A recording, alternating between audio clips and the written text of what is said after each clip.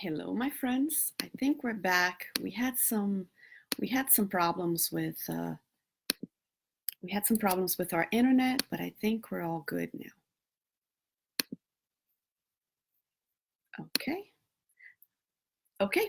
I think we had some problems before, but we are okay now. We're back live. So I hope you can all see me. And today we're talking about step 7 of the Alcoholics Anonymous. We have been talking about the 12-step program for anxiety and depression. So today's goal is for us to talk about step 7. Step 7 has heavily been connected with humility, of a person's sense of their own humble self. So we're going to talk about is it something that can change your mind? Being humble. And it's impossible to do anything in the world if you think that you are more than you are, or if you think that you are less than you are. And humility, actually, it's a beautiful thing because humility does just that. It shows that you are not better than anyone, but you're also not less than anybody else. And it's a beautiful, beautiful thing because it makes us all brothers and sisters. Now, Kardec, in all of the books and all the codification, all the beautiful spirits that bring us information, they all agree that the root of all problems, the root of everything that's going on in the world now, every fight, every argument, has to do with pride, which is the complete opposite of humbleness. Now, being humble has nothing to do with being financially disadvantaged. It has nothing to do with telling others how little you are, belittling yourself. That has absolutely nothing to do with humbleness. So much that there is an entire chapter on the gospel according to Spiritism talking about riches and poors.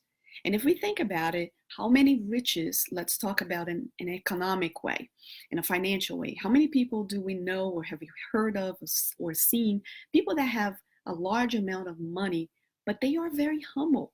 They actually are very huge benefactors. They create jobs, they help others, they make very good use of their fortune. And that doesn't mean that they're greedy or proudful.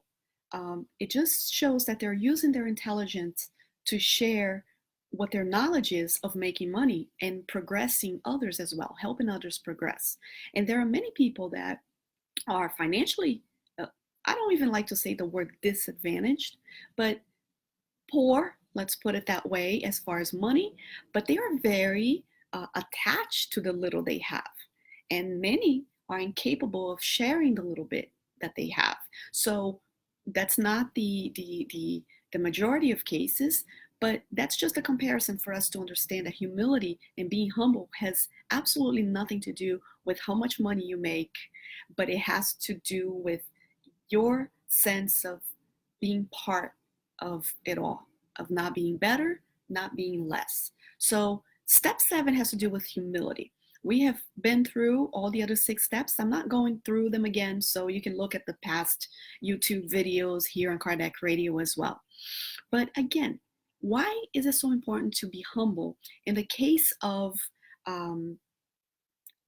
drinking, obviously you have to find out what is the source of your cravings? What is the source of you wanting to drink or needing to drink or needing to repeat the drinking and keep going? There's a source, there are triggers, but there's always a source.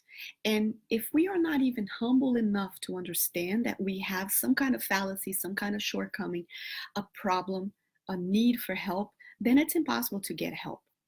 In the case of anxiety, in the case of depression, there are many people that carry the weight of the world on their back. And it's not until they have their back broken that they actually need help, that they actually ask for help. And many times they don't ask for help. They are put in a situation that they have no longer a choice to be helped. Now, it is up to us to cut that step and not wait until there is an emergency for us to be obligated to be humble. And of course, this has all to do with reincarnation. Sometimes we are reincarnated in this world in a position that we have no voice, because at a time that we had a voice, we made no use of it. So there is always the law of cause and effect.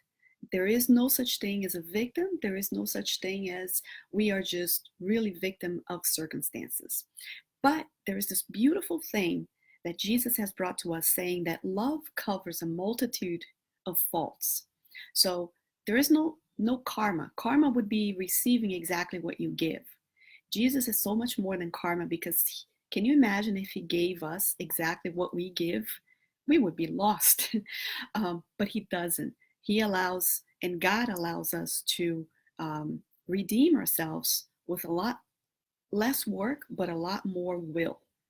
And then it covers a lot of wrongdoings. So being humble is the first step. It's impossible to get anything in the world and be and feel fulfilled, to get out of depression, to get out of anxiety, unless you accept, first thing, be humble. Understand that you are just like everybody else who has struggles and you need help. I like to say that there's four steps that we need, pretty much the cure of everything. I like to say that first we have the medical, um, the medical world, let's put it that way, available at our hands, that we can take advantage and humble ourselves to bring ourselves to a doctor or to someone who has studied medicine in our bodies to help us. Today, there are medication for people that suffer from depression, from anxiety, and sometimes those are very much welcome. I'm not here making a case for the pharmaceutical industry or making a case for the homeopathic path.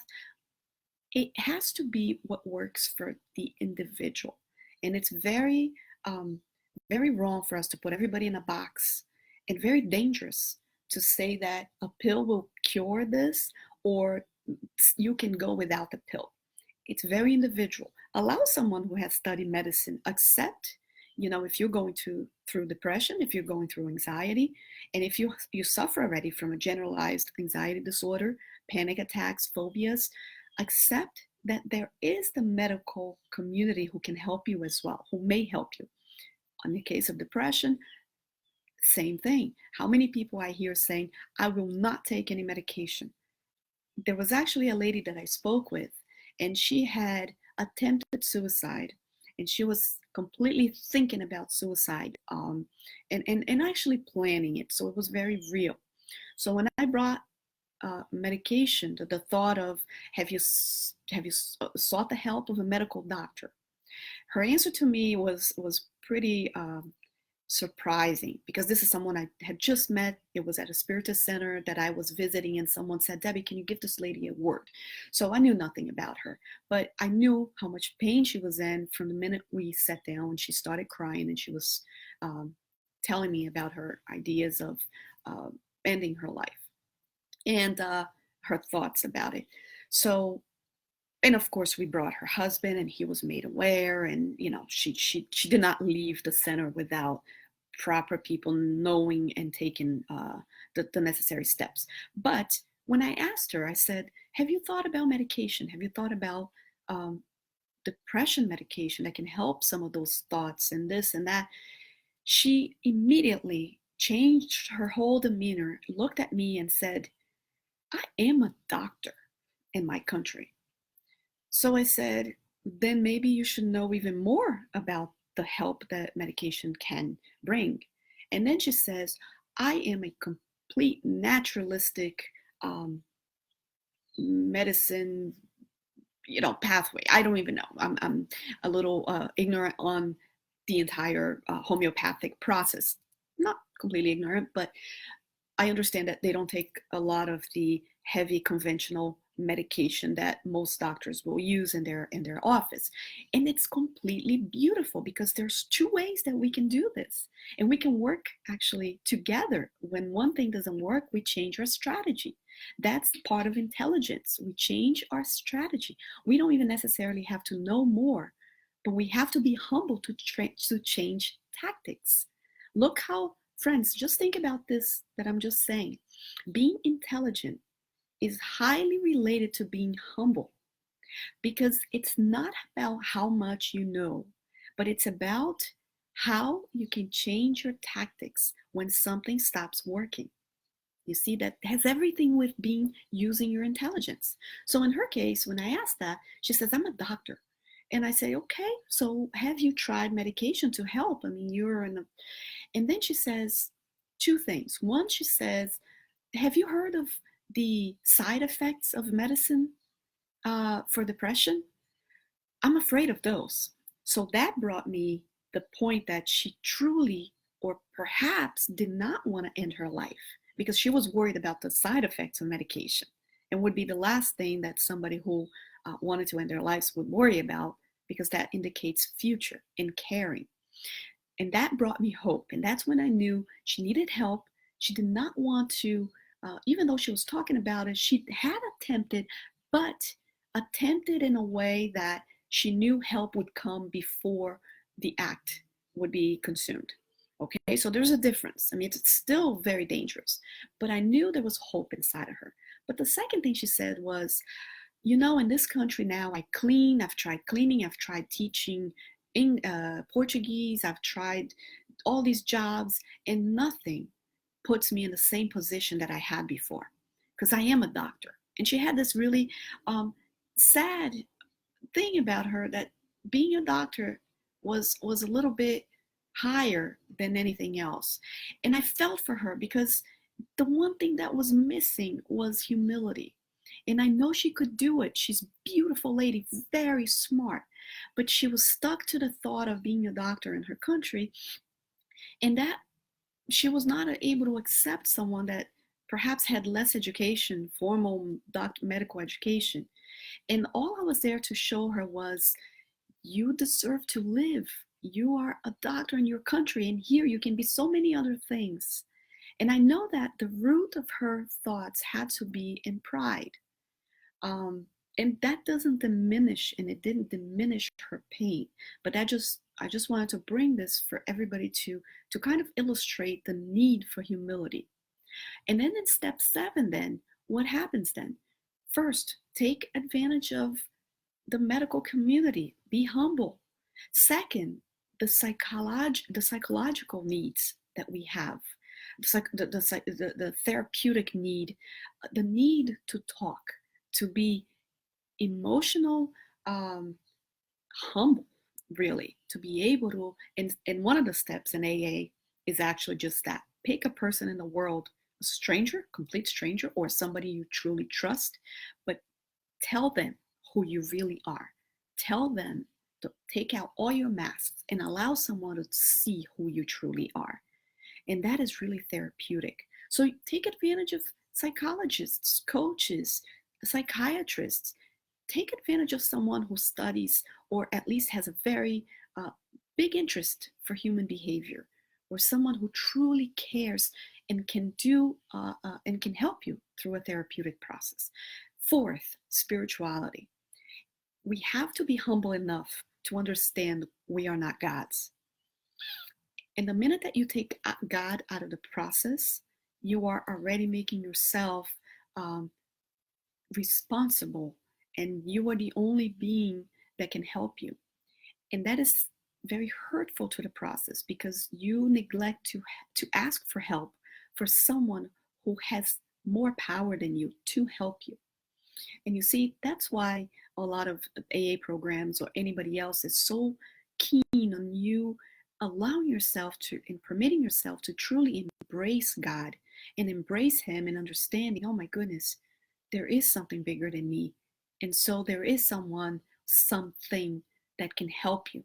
Because once we put ourselves on the top of the chain, then we also have to admit that we are the only ones who can help ourselves.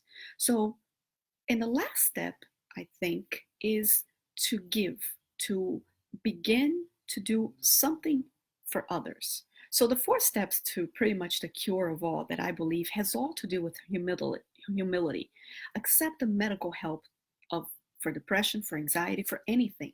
Accept the psychological help and seek that help. Number 4, get in touch with your spiritual side. You're not alone. And number 4, start doing something for others.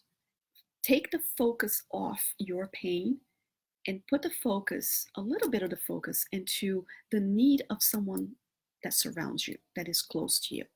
And step 7 is, um, why is it, why is it that I have to renew myself? Because failure is not the end of anything. Failure is part of the process. So when you're humble, when you accept humility, and when you say, I need to pray for someone higher than me, I need to understand that I'm just another human being in this world who's taken steps for perfection, towards perfection. So in this step, humbly ask God, right? Him to remove your shortcomings. That's what step 7 says. So humbly ask him to really take away this pride that we carry, all our vices. And that's not just asking God to remove these, it's taking the steps to do so, to reach perfection. And that means not putting pressure to be perfect, because we can't achieve that, but seeking perfection. Seeking perfection means accepting the failures you're going to have. Failure is not the end, it's part of the process. Nobody nobody reached any goals without having had failures as well. Some people won't even use the word failure, but uh, um, obstacles. So, friends, in the case of depression, in the case of anxiety, let's take step 7, as Kardec has so thoroughly talked about, um, humility. Let's understand we are in a process. It's as if we're all taking a train, reaching this beautiful station at the end, but we're all um, in different sections of the train. But the conductor is the same, and we're all going to reach the same place.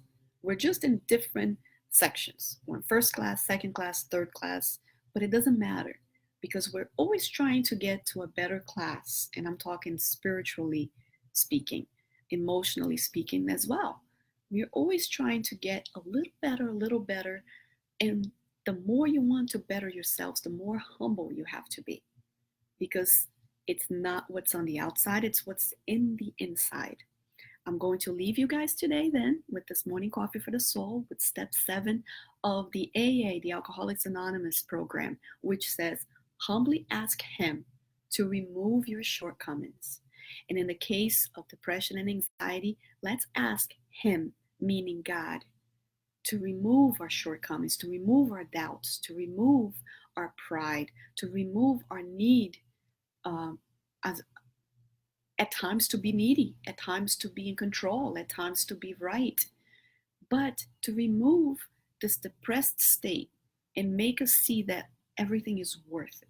Life is worth it, that we can get out of this if we ask for help, if we pray, if we truly surrender our needs to God, because he knows what we need before we even ask him. Thank you again. And next week, we're going to be very involved in step 8. I hope I see you all here, 8:30 in the morning, Eastern Standard Time.